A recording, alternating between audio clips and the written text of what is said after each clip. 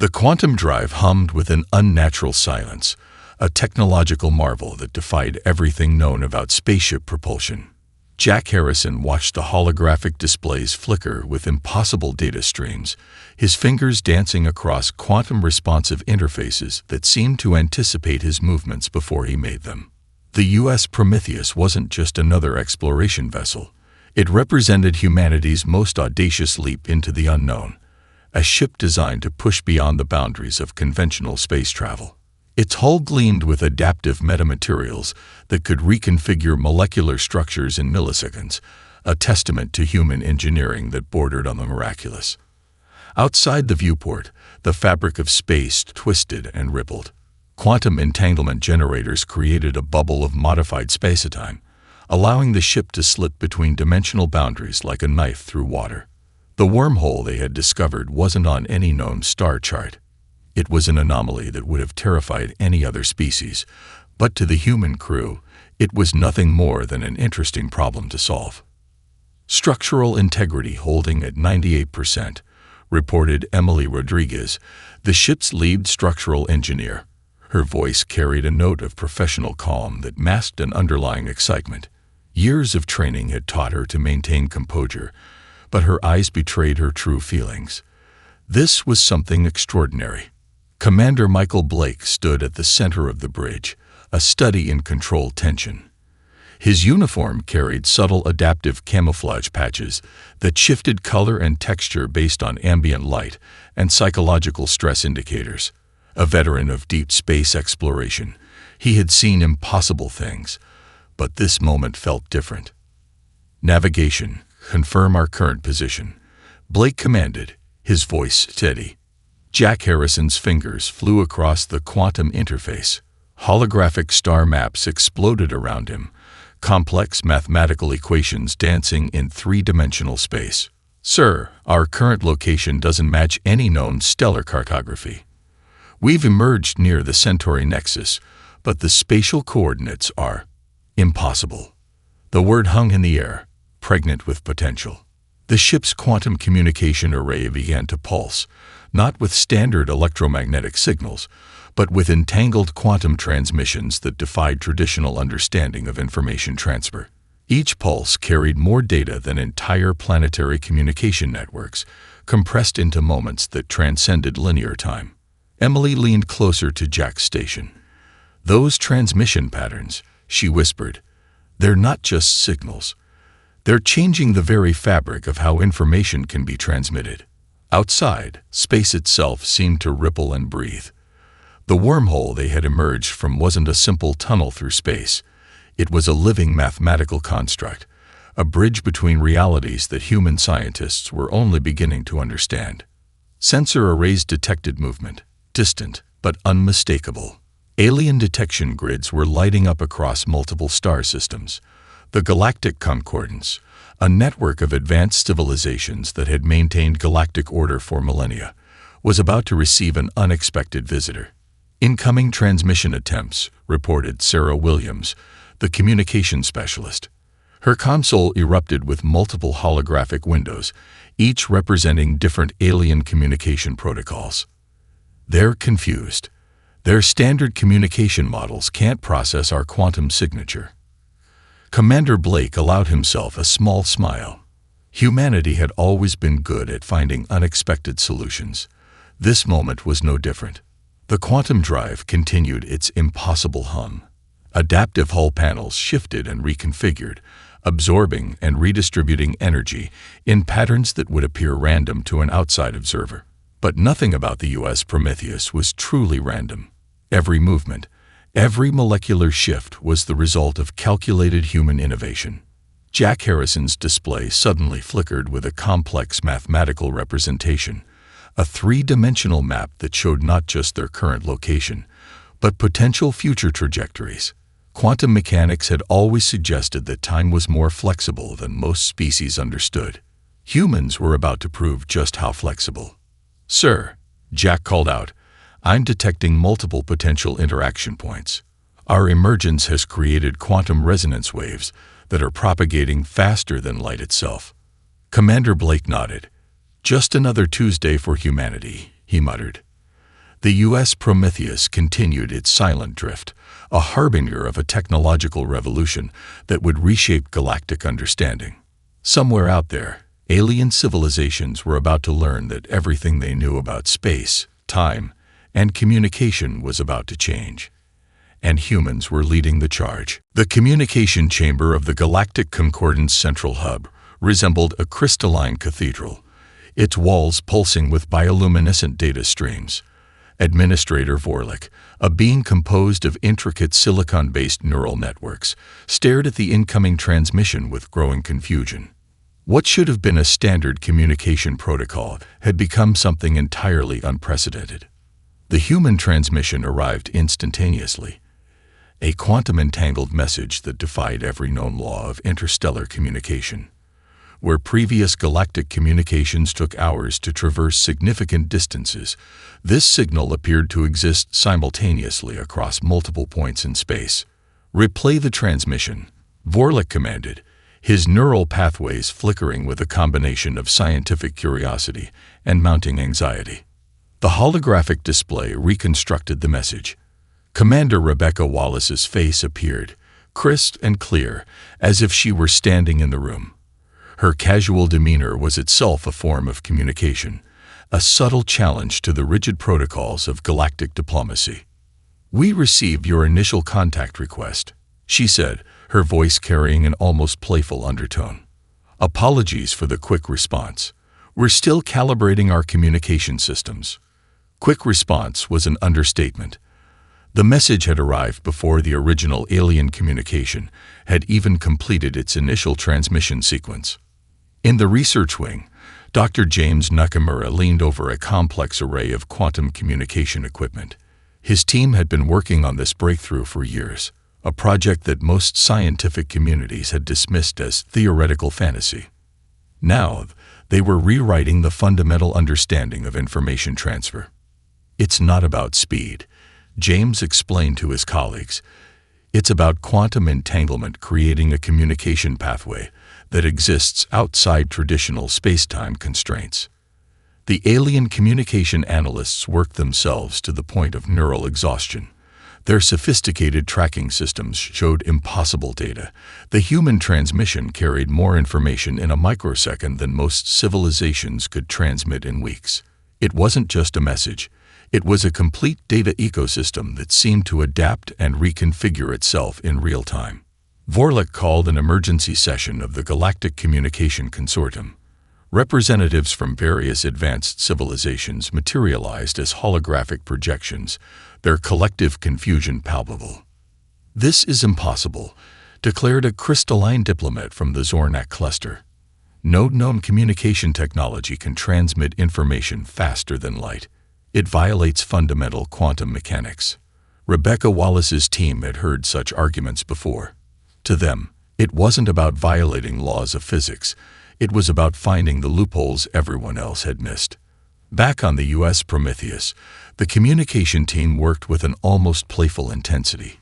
Each successful transmission was another puzzle solved, another boundary pushed. They weren't just sending messages. They were redefining the very concept of communication. "We're seeing quantum resonance patterns that suggest multidimensional information transfer," Emily Rodriguez reported, her fingers dancing across holographic interfaces. "Our signals aren't just moving through space. They are creating temporary communication tunnels that exist in multiple states simultaneously." The alien researchers found themselves in an unprecedented situation. Their most advanced analysis tools couldn't even begin to deconstruct the human communication technology. It was like trying to understand a living organism using tools designed to study mechanical systems. Vorlik's neural networks processed the data repeatedly, each analysis revealing new layers of complexity. The human transmission wasn't just a message. It was a complete informational ecosystem that seemed to learn and adapt with each interaction. "We need to understand their technology," Vorlik transmitted to the research team. "This goes beyond a simple communication breakthrough. This is a fundamental reimagining of information transfer." On the Prometheus, Jack Harrison allowed himself a small smile. Humanity had always been good at finding unexpected solutions. This was just another problem to be solved, another boundary to be pushed. The quantum communication array continued its impossible dance, each pulse a silent challenge to everything the galactic civilizations thought they understood about space, time, and information. The impossible had become possible, and humanity was just getting started. The human quantum communication network spread across the galaxy like an intelligent wildfire, each node a potential hub of unprecedented connectivity. What began as a groundbreaking technology quickly transformed into something far more complex, a living, breathing system of information exchange that defied conventional understanding. In the research outpost on Europa's underground research facility, Michael Rodriguez leaned back in his chair, holographic displays dancing around him like ethereal butterflies. His team had just completed another breakthrough that would have taken other civilizations decades to achieve. "It's not about the technology," Michael told his colleague, Dr. Lauren Chen. "It's about how we approach problem solving." The quantum nodes were more than communication points. They were adaptive learning systems that could reconfigure themselves instantaneously. A communication disruption in one sector would immediately trigger a network-wide redistribution of information pathways, creating redundancies that made the entire system virtually indestructible. Alien intelligence agencies watched in growing frustration. Their most sophisticated infiltration techniques became obsolete almost as quickly as they were developed. Human communication nodes appeared random, but each was part of a complex, self-organizing system that seemed to anticipate potential weaknesses before they could be exploited. On the mining colony of New Phoenix, a small research team led by Captain Daniel Martinez was pushing the boundaries even further. Their latest project involved quantum communication relays that could transmit not just data, but entire contextual experiences. It wasn't just about sending information. It was about creating shared cognitive spaces that transcended traditional communication barriers. "We're not just sending messages," Daniel explained during a routine report. "We're creating living information ecosystems." The Galactic Cartography Bureau found itself in an unprecedented situation. Human colonies were expanding in patterns that defied traditional spatial logic. Where other civilizations would carefully plot and plan each expansion, humans seemed to spread organically. Each new settlement a potential communication node that immediately integrated into the larger network.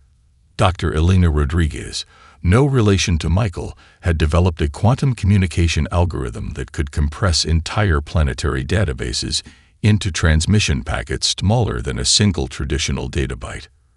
Her breakthrough meant that entire libraries of information could be transmitted across light years in milliseconds, with perfect fidelity and zero information loss.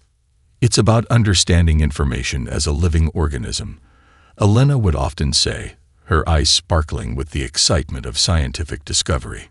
The Alien Research Consortium struggled to comprehend the human approach.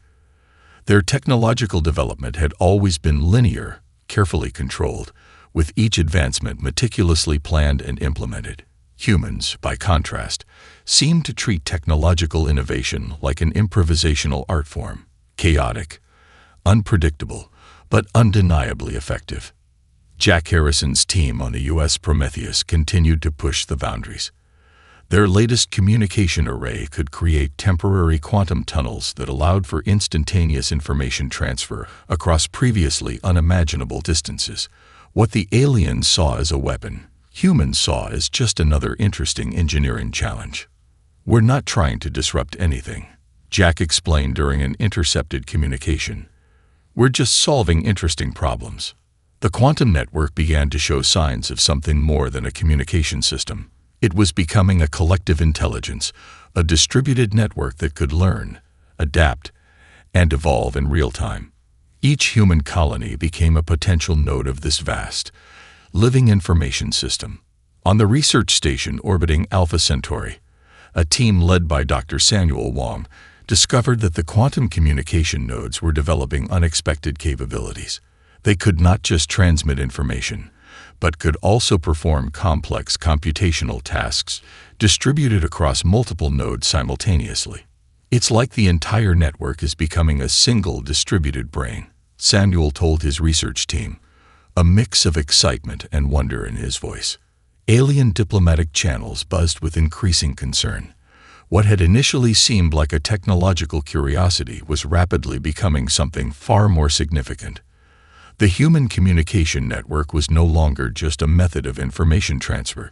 It was a fundamental reimagining of how intelligence could exist and operate. Michael Rodriguez looked at the latest data streams, a small smile playing on his lips. Humanity had always been good at finding unexpected solutions. This was just another day of pushing the boundaries of what was possible. The quantum communication network continued to grow, each new node a testament to human creativity, adaptability, and an unquenchable desire to explore the unknown. The Grand Assembly Hall of the Galactic Concordance shimmered with tension. Holographic representations of various alien civilizations flickered and shifted, their collective anxiety palpable in the charged atmosphere. Administrator Vorlek stood at the center, his crystalline form refracting light in complex patterns that betrayed his internal turbulence. The human technological expansion represents an unprecedented threat to galactic stability, declared the Zornek representative, her voice a melodic cascade of electronic tones. Their communication network is not just a technological system. It's a potential existential challenge to everything we understand about information, space, and civilization. Intelligence agencies from across the known galaxy have been working overtime. Covert operations were launched, sophisticated infiltration protocols deployed. Yet each attempt to penetrate human research facilities met with failure so complete it bordered on the humiliating. In a secure research complex buried beneath the methane oceans of Kepler 452 bits, a team of alien intelligence specialists reviewed their latest failed attempt to breach human communication networks. Lead analyst Creven watched as another intrusion algorithm dissolved into digital chaos. "They're not just blocking our attempts," Creven reported, mandibles clicking with frustration. "They're using our own infiltration techniques to map our communication infrastructure." The human approach to security was maddeningly complex. Their systems didn't just defend. They learned, adapted, and counterattacked with a speed and creativity that defied conventional understanding. Each attempted breach became a learning opportunity, with human networks seemingly growing more sophisticated with every attack. Commander Rebecca Wallace sat in a secure communication hub, monitoring the galactic response to humanity's technological breakthrough. Her team had developed communication protocols that were less a fixed system and more a living, breathing organism of information exchange. "They're treating our technology like a threat," she said to her second-in-command, Jack Harrison, "when it's really just a new way of solving problems." The Galactic Concordance found itself in an unprecedented diplomatic nightmare. Traditional methods of containment, negotiation, and control simply did not work against human innovation. Where other civilizations saw boundaries, humans saw opportunities. Where established protocols suggested caution, humans saw challenges to be overcome. Deep within the Human Research Network, Dr. Elena Rodriguez was developing something far beyond a simple communication system. Her latest project suggested the possibility of creating dynamic information ecosystems that could adapt and evolve in real time. What the aliens saw as a potential weapon, humans viewed as an elegant solution to complex communication challenges. Intelligence operations became increasingly desperate. The Krelvax deployment of advanced quantum infiltration units failed spectacularly. Not only did they fail to penetrate human systems, but the attempted breach became a vector for human counterintelligence, revealing critical vulnerabilities in Krelvax communication infrastructure. "It's like trying to catch smoke with a net," frustratedly reported the Krelvax chief of intelligence. Their most sophisticated tracking algorithms became useless against human communication nodes that could reconfigure themselves faster than the tracking systems could adapt. The diplomatic crisis deepened. Emergency sessions of the Galactic Concordance became increasingly heated. Some representatives advocated for aggressive action, a coordinated attempt to limit or destroy human communication technology. Others recognized the futility of such an approach. Dr. Samuel Wong, leading a research team on the U.S. Prometheus, found the entire situation somewhat amusing. "They're treating our technology like a weapon," he told his colleagues, "when it's really just a different way of solving problems." Vorlek's neural networks processed the situation from every possible angle. The human approach defied every established protocol of technological development. They didn't seek to control or dominate. They simply explored, solved, and moved forward with an almost casual creativity that was simultaneously infuriating and fascinating. Intercepted human communications revealed something even more troubling to the Galactic Concordance. The humans weren't just developing a communication network, they were creating a fundamentally new approach to shared intelligence. Each communication node was potentially part of a larger, distributed cognitive system. "We're not trying to disrupt anything," Michael Rodriguez had said during a transmission that was simultaneously everywhere and nowhere. "We're just exploring interesting possibilities." As the diplomatic crisis escalated, one thing became increasingly clear. Humanity had introduced a variable into galactic civilization that no one had anticipated. They weren't just a new species with advanced technology. They were a fundamental reimagining of what technological and cultural exchange could mean. The quantum communication network continued to grow, each new node a silent challenge to established understanding, a living testament to human creativity, adaptability, and an unquenchable desire to push beyond known boundaries. The first strike came without warning. The Krelvax battle network unleashed a sophisticated cyber assault designed to completely neutralize human communication infrastructure. Millions of quantum-encrypted attack algorithms launched simultaneously, a digital tsunami intended to overwhelm and destroy every human communication node across known space. In the secure research facility on Europa, Michael Rodriguez watched the incoming attack with an unsettling calm. "Incoming," he said simply, his fingers already dancing across quantum-responsive interfaces. The human communication network did something completely unexpected. Instead of collapsing or mounting a traditional defensive response, it began to absorb the attack. Each malicious algorithm was not just blocked. It was analyzed, understood, and then transformed into additional defensive capacity. Dr. Lauren Chen monitored the incoming data streams, her eyes wide with a mixture of scientific fascination and professional intensity. "They're not just defending," she whispered to her colleagues. "They're learning." The Krelvax attack algorithms began to change. What started as a coordinated assault gradually became something else entirely. The human network was dissecting each attack vector, understanding its fundamental structure, and then using that understanding to create more robust communication pathways. Commander Rebecca Wallace received the first report from the quantum warfare team. "The network is treating the attack like a complex research problem," she noted, a slight smile playing on her lips. "It's not defending, it's studying." Deep within the communication nodes, adaptive learning systems began to correlate the attack patterns. What the Krelvax saw as a weapon of destruction became, in human hands, an unprecedented opportunity for technological understanding. Jack Harrison's team on the U.S. Prometheus had designed the communication network with a fundamental principle: every interaction is an opportunity to learn. The Krelvax attack was becoming a comprehensive map of alien communication infrastructure, each probing algorithm revealing critical vulnerabilities in the galactic communication systems.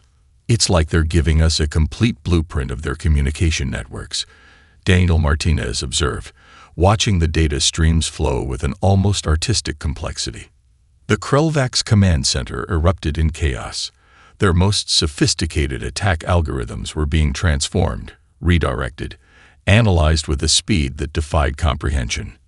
What should have been a decisive strike was becoming a catastrophic exposure of their own technological limitations. Dr. Elena Rodriguez discovered something even more fascinating. The human quantum network wasn't just defending or learning. It was creating entirely new communication protocols in real time. Each moment of the attack became an opportunity for technological innovation. "We're not fighting," Elena explained to her research team. We're solving an interesting problem. Across multiple star systems, human communication nodes began to synchronize. What had initially appeared to be a collection of independent systems revealed itself as a single distributed intelligence. The Krellvax attack was being processed, analyzed, and neutralized across multiple dimensions simultaneously. The alien battle strategists watched in growing horror. Their attack wasn't just failing, it was being used against them. Each moment of the assault provided the human network with more information, more understanding, more capability. Samuel Wong's team discovered that the communication nodes were creating temporary quantum tunnels that could transmit not just information, but entire contextual experiences of the attack. They weren't just defending. They were learning the fundamental language of the assault itself. It's like the network is having a conversation with the attack, Samuel noted, his voice a mixture of scientific wonder and professional excitement. The Krellvax command structure began to fragment. Their communication networks, exposed by the very attack they had launched, became vulnerable. Critical infrastructure that had been hidden for generations was suddenly laid bare by human technological creativity. Commander Wallace received the final report. The attack had not just been neutralized, it had been transformed into a comprehensive understanding of Krellvax communication infrastructure. Interesting problem solved, she said simply. In the research facilities across human-controlled space, scientists and engineers celebrated not a victory, but an opportunity. The Krellvax attack had provided them with unprecedented insights into alien communication technologies. The quantum communication network continued to pulse and grow, each moment of the attack becoming another thread in its complex, living tapestry of information and understanding. Humanity had once again turned a potential threat into an opportunity for exploration and innovation. What the Krellvax had intended as an act of destruction had become, in human hands, a moment of extraordinary technological discovery. The research complex on Proxima Centauri looked more like an artist's studio than a high-security scientific facility. Holographic displays danced around workstations, shifting and reconfiguring with a fluidity that defied traditional technological understanding. Dr. Eric Thompson stood at the center of this controlled chaos, watching as his team pushed the boundaries of what was possible. "It's not about the technology," he told the visiting alien research delegation. "It's about how we approach problem solving." The alien researchers found themselves increasingly perplexed. Human technological development didn't follow any recognizable pattern. Where other civilizations meticulously planned each advancement, humans seemed to treat innovation like an improvisational art form, chaotic, unpredictable, yet undeniably effective. Dr. Lauren Chen was developing a communication system that could adapt its fundamental structure in real time. What began as a quantum communication network was evolving into something far more complex, a living, breathing information ecosystem that could learn, grow, and reconfigure itself instantaneously. "We're not creating a communication system," Lauren explained during a research briefing. "We're developing a kind of distributed intelligence that can solve problems we haven't even imagined yet." The Galactic Research Consortium found itself in an unprecedented situation. Human technological breakthroughs were occurring at a rate that defied traditional scientific progression.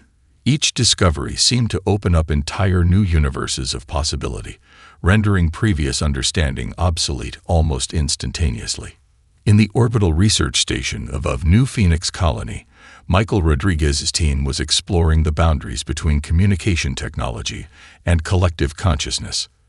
Their latest project suggested the possibility of creating information networks that could share not just data, but entire contextual experiences and cognitive states. "Imagine communication that's less about sending messages," Michael told his colleagues, "and more about creating shared cognitive spaces." The alien research teams worked themselves to the point of neural exhaustion. Their most sophisticated analysis tools became obsolete almost as quickly as they were developed.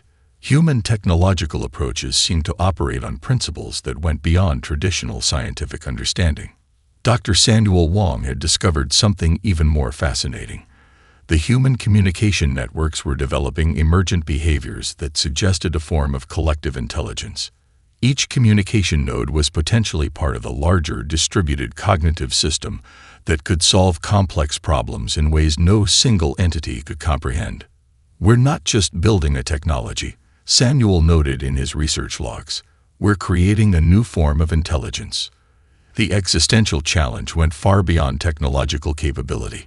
Humans were fundamentally reimagining the relationship between technology, intelligence, and potential. Where other civilizations saw boundaries, humans saw opportunities for exploration and understanding. Jack Harrison's team on the U.S. Prometheus continued to push the boundaries. Their latest communication array could create temporary quantum tunnels that allowed for information transfer across previously unimaginable distances. More importantly, these tunnels could adapt and reconfigure themselves in real time, learning from each transmission. "We're not trying to create a weapon or a tool," Jack explained during a research presentation. "We're trying to understand the fundamental nature of information and connection." The Alien Research Consortium struggled to comprehend the human approach. Their technological development had always been linear, carefully controlled, with each advancement meticulously planned and implemented. Humans, by contrast, treated technological innovation like an ongoing conversation, fluid, dynamic, constantly evolving. Dr. Elena Rodriguez was developing communication protocols that could transmit not just information, but entire contextual experiences. Her research suggested the possibility of creating shared cognitive spaces that transcended traditional communication barriers. "It's about understanding information as a living organism," Elena would often say, her eyes sparkling with the excitement of scientific discovery. The research teams discovered that the communication networks were developing unexpected capabilities. They could not just transmit information, but could also perform complex computational tasks distributed across multiple nodes simultaneously. It was less a communication system and more a distributed, adaptive intelligence. Commander Rebecca Wallace viewed the entire process with a sense of wonder. Humanity had always been good at finding unexpected solutions, at turning challenges into opportunities for exploration and understanding. The quantum communication network continued to grow, each new node a testament to human creativity, adaptability, and an unquenchable desire to push beyond known boundaries. What the alien civilizations saw as a threat, humans saw as the next great frontier of exploration. "We're not trying to disrupt anything," Michael Rodriguez had said during a transmission that was simultaneously everywhere and nowhere. "We're just exploring interesting possibilities." The existential challenge remained. Humanity was introducing a fundamentally new approach to technological and cognitive development, an approach that defied every established understanding of progress, communication, and potential. The diplomatic summit convened in a massive crystalline structure that floated between star systems, a neutral meeting ground for the most significant gathering in galactic history. Representatives from hundreds of alien civilizations filled the chamber, their collective tension palpable in the charged atmosphere. Captain Lisa Anderson stood at the center of this cosmic crossroads, her presence both calm and magnetic. She wore a simple uniform that seemed to shimmer with adaptive technology, a subtle reminder of humanity's technological capabilities. "We're not here to conquer," she began, her voice carrying through translation systems that seemed to capture not just her words, but the nuanced intent behind them. "We're here to explore, to understand, and to share." The quantum communication network hummed beneath the surface of the gathering, a living, breathing system of information exchange that connected every human outpost, research facility, and exploration vessel. It was more than a technological achievement. It was a new form of collective intelligence. Dr. Michael Rodriguez sat among the scientific delegation, his fingers occasionally dancing across a holographic interface that seemed to breathe with information. The alien researchers watched him with a mixture of fascination and barely contained anxiety. The Galactic Concordance found itself at a critical juncture. Some factions still advocated for aggressive containment of human technological expansion. Others recognized the unprecedented opportunity for collaboration that humanity represented. Jack Harrison's research team had been working on something extraordinary, a communication protocol that could create shared cognitive spaces between different species. It wasn't just about translating language, it was about creating genuine understanding. Imagine communication that goes beyond words, Jack explained to a group of alien researchers. A way to truly share experiences, to understand each other at a fundamental level. The diplomatic negotiations became something far more complex than traditional political maneuvering. Humanity was introducing a new paradigm of interaction, one based on open exploration, collaborative problem-solving, and a fundamental belief in the potential of shared understanding. Dr. Elena Rodriguez presented a breakthrough that left the alien researchers speechless. Her team had developed communication protocols that could transmit not just information, but entire contextual experiences, complex scientific concepts, cultural nuances, emotional landscapes, all could be shared with unprecedented clarity and depth. Commander Rebecca Wallace watched the proceedings with a sense of quiet satisfaction. Humanity had always been good at finding unexpected solutions, at turning potential conflicts into opportunities for growth and understanding. The quantum communication network continued to expand, each new node a potential bridge between different civilizations. What had initially been seen as a threat was becoming a platform for unprecedented collaboration. Samuel Wong's research team demonstrated a communication system that could create temporary quantum tunnels connecting different species information networks. It wasn't just about sharing data, it was about creating shared cognitive spaces that transcended traditional communication barriers. "We're not trying to replace your systems," Samuel explained. "We're offering a way to connect, to understand each other more deeply than ever before." The alien civilizations began to see the potential. Isolated species that had existed in technological isolation for millennia suddenly found themselves connected in ways they had never imagined possible. Scientific knowledge, cultural experiences, entire histories could be shared instantaneously. Dr. Lauren Chen unveiled a project that pushed the boundaries of what was possible. Her team had developed communication protocols that could create adaptive translation systems, not just converting words, but capturing the nuanced context, emotional subtext, and cultural complexity of communication. "Language is more than words," Lauren said during her presentation. "It's about understanding the entire context of communication." The diplomatic summit transformed from a potential confrontation to something far more profound. Humanity was introducing a new way of thinking about technological development, about communication, about the very nature of intelligence and connection. Michael Rodriguez looked out over the gathered representatives, seeing not potential threats, but opportunities for exploration and understanding. "We're not here to change you," he said during a private discussion. "We're here to learn, to share, to grow together." The quantum communication network pulsed with possibility. Each transmission was a bridge, each connection an opportunity for mutual understanding. Humanity had done something unprecedented. They had turned a potential conflict into a platform for galactic collaboration. Commander Wallace's final statement captured the essence of the moment. "We're not looking to replace your systems or your ways of thinking. We're offering a new way of connecting, of understanding, of exploring the universe together." As the summit concluded, it became clear that something fundamental had changed.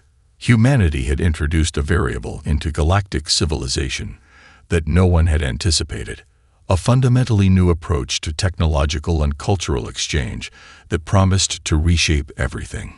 Decades after the first quantum communication breakthrough, the universe had transformed in ways no one could have anticipated. The U.S. Prometheus, now a legendary vessel, orbited a conference hub that connected hundreds of civilizations in ways that would have seemed impossible just generations earlier. Dr. Emily Rodriguez, granddaughter of the original quantum communication pioneers, stood on the observation deck. The holographic displays around her showed a living, breathing network of galactic connections, each point of light representing not just a communication node, but a shared moment of understanding. It was never about the technology, she often told her students. It was about how we approach challenges. The quantum communication network had become something far beyond its original purpose. What had started as a human communication system was now a collaborative galactic intelligence, a living, adaptive network that connected species, shared knowledge, and created unprecedented opportunities for mutual understanding. Jack Harrison's great-nephew, Commander Daniel Harrison, oversaw the Galactic Collaborative Research Initiative. The program brought together scientists from hundreds of different species, creating research teams that could solve problems across multiple cognitive and technological paradigms. "Our differences are our strength," Daniel would say during orientation sessions. "Each species brings a unique perspective that can unlock solutions we could never achieve alone." The transformation had been gradual but profound. Isolated civilizations that had existed in technological and cultural isolation for millennia now found themselves part of a vast, interconnected knowledge network. Scientific breakthroughs happened at an unprecedented rate as different species shared insights, perspectives, and collaborative research. Dr. Samuel Wong's original vision of shared cognitive spaces had become a reality. Communication was no longer about transmitting information. It was about creating shared experiences, understanding, and collective problem-solving. On a research station orbiting a neutron star, a team composed of humans, Zornek crystalline beings, and methane-breathing researchers from the Krelvax homeworld worked together on solving complex quantum entanglement challenges. Their communication transcended traditional language, a living, adaptive system of shared understanding. Commander Rebecca Wallace, now a senior advisor to the Galactic Collaborative Council, reflected on the journey. Humanity had introduced a fundamental shift in how civilizations could interact, communicate, and grow together. "We didn't conquer," she often said. "We invited." The quantum communication network continued to evolve. Each new connection was an opportunity for mutual understanding, each transmission a bridge between different ways of thinking, experiencing, and existing. Dr. Lauren Chen's adaptive translation systems had become the standard for galactic communication. These were far more than simple language translators. They were complex systems that could capture the nuanced context, emotional subtext, and cultural complexity of communication across different species. Michael Rodriguez's descendants continued to push the boundaries of what was possible.